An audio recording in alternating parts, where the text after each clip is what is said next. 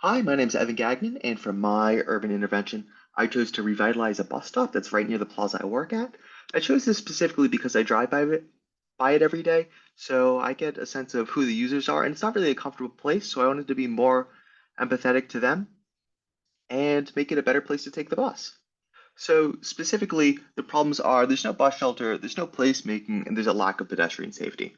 So right here in this picture, the bus stop is just a slab of pavement right there, and for Massachusetts, it gets really cold during the winter. So if you're taking the bus during the winter, there's no protection from the elements at all. And even during the summer when it gets hot, there's no shading or no trees at all or no canopy to get under.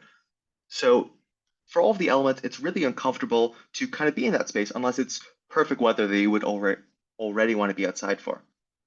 There's also no placemaking. There's nothing that distinguishes this bus stop from any other particular bus stop in the area, and there's nothing that incorporates it with the community as well. And then finally, there's just a lack of general pedestrian safety. The road that currently you can see with where the bus stop is across from is fairly busy, and there's often a fair amount of cars there, especially at rush hour when you would want to take the bus over here to shop maybe after work. So adding some features like a crosswalk or narrow lanes would make this a safer place for pedestrians.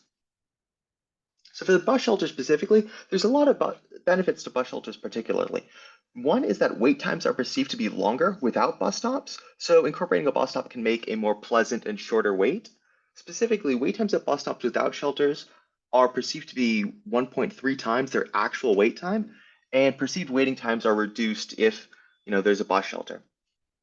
And also, if there's worse surroundings or surroundings that make people feel like insecure or unsafe, then perceived wait times increase even more. So for that bus stop we just showed you, it's right next to the road, which might make people waiting feel kind of unsafe since there's no real barrier from you to the cars.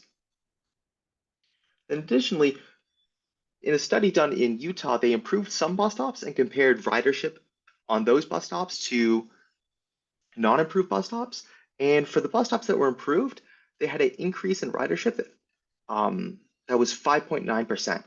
For bus stops that weren't improved, the ridership increase over that same period was only 1.7%. So there's a larger increase in bus stops that are improved and have bus shelters and benches compared to those who don't. And for placemaking specifically, I wanted to allow local teachers to have students come and paint on glass panels on the bus stop and kind of incorporate the community into this bus stop specifically. It can also engage underrepresented groups like high schoolers in the planning process because now they're actually at this location, they're working on it, and any urban planners would be able to get feedback at that location on what do you like about the bus stop? Are you interested in taking the bus now? And incorporate that feedback. Because some high schoolers might be not interested in going to planning meetings. They might feel intimidated because everyone else is so much older. So this is a great way to represent those groups.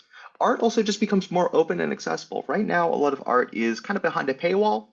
Like for museums specifically, you need to pay in order to see art. So just having a artistic bus stop where the glass panels are painted nicely by local high schoolers will allow more people to have open and accessible access to art.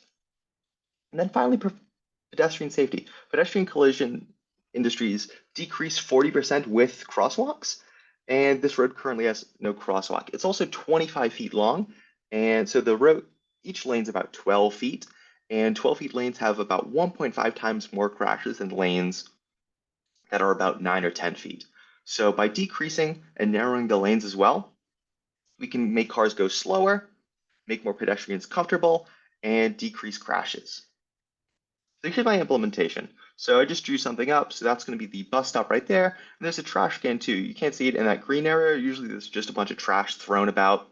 And then we're going to have the crosswalk. And then also right over here is the current road it sits on. So you can kind of see where the bus stop is. It picks up at that pavement, even though the station is the actual stop is shown a bit further left in Google Maps. But now the roads would be narrowed about here, and that's right around where the crosswalk is. So pedestrians are, when they're crossing the crosswalk, they're going to be crossing at the narrowest point. So drivers are going to slow down as the roads narrow. And then just from a cost perspective, The total cost is going to be about $8,765 for all this. I made a little graph, and most of that is just for the bus shelter. A lot of bus shelters are expensive just so they're long term, and other than that, most of the tools made for this project are or tools needed for this project are fairly inexpensive. It's just the bus shelter. The bus shelter is ADA compliant with the bench as well to encourage more ridership, and I've included the paint supplies. The 2 gallons of paint are for painting the calculated for painting the road lines and for making the crosswalk. The bus shelter includes shipping already, and then specific tools for actually installing the bus stop and the trash can that would also be included onto the pavement. And that's my urban intervention. Thank you guys for watching.